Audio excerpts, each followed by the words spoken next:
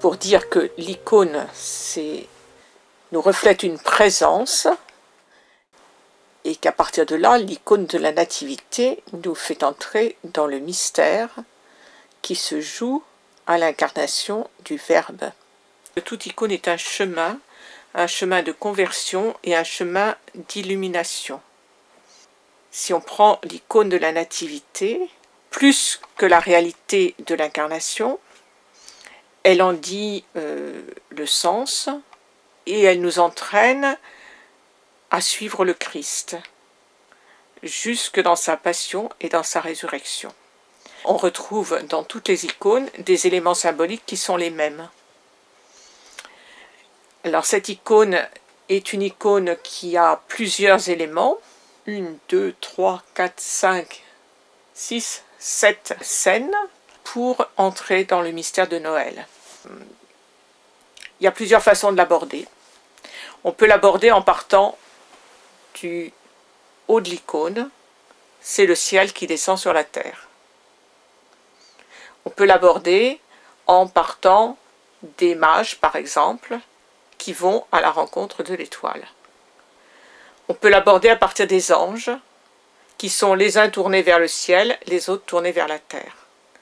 Et on peut l'aborder d'une façon plus humaine, avec le bain de l'enfant, qui nous prouve que Marie a enfanté comme toutes les femmes du monde. Et puis on peut aussi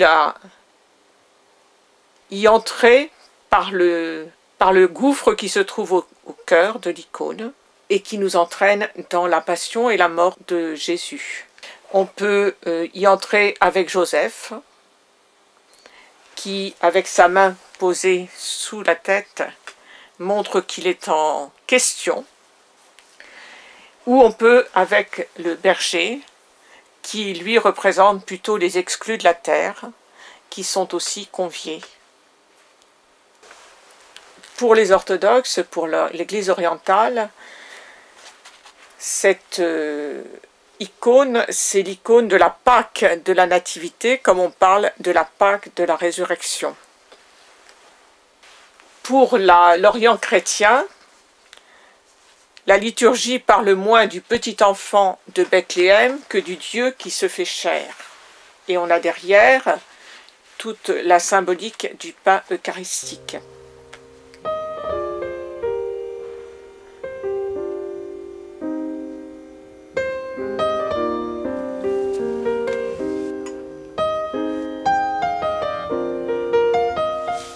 En principe, on part de visage, mains, cheveux et pieds, c'est la même couleur. Ce qui fait que effectivement, quand on met la première couche, ça devient un peu ténébreux, un peu difficile. Et normalement, on travaille sur toute la partie de l'icône. Là, mon dessin, il était presque beau. J'étais assez contente de moi, ça allait.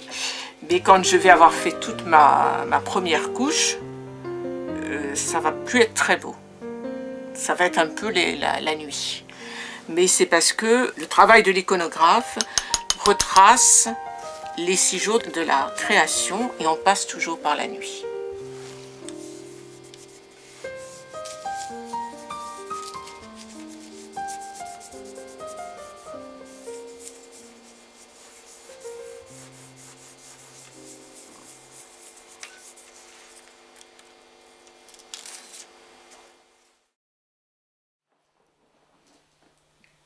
Évangile selon saint Luc, chapitre 2.